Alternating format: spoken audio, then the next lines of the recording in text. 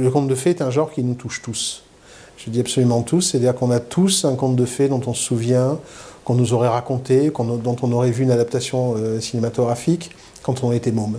Et je crois que, d'une certaine manière, le conte de fées nous rattache directement à ce qu'on a été quand on était enfant, c'est-à-dire des gens capables de croire absolument à la magie, aux choses les plus étonnantes, et finalement, je pourrais dire, à une forme de bonté.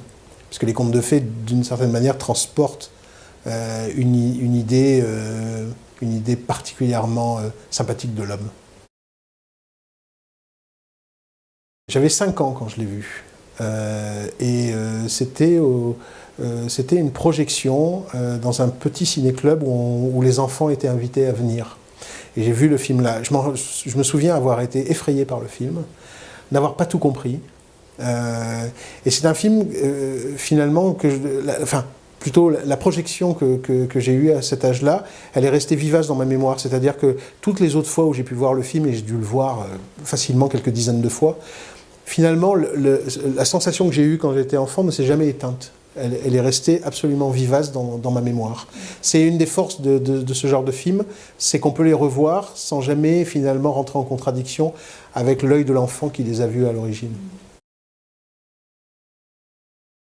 Je ne pense pas que le cinéma français manque d'audace. Au contraire, je pense qu'il y a beaucoup de films audacieux qui se font. Simplement l'année dernière, Guillaume et les garçons à table ou La vie d'Adèle, je veux dire, sont des films audacieux. Ce sont des films dans lesquels l'audace ne vient pas des sujets, seulement des sujets, mais vient aussi de la façon dont les films sont faits. Donc je dirais non, le cinéma français ne manque pas d'audace. Par contre, le cinéma français a un peu la mémoire courte.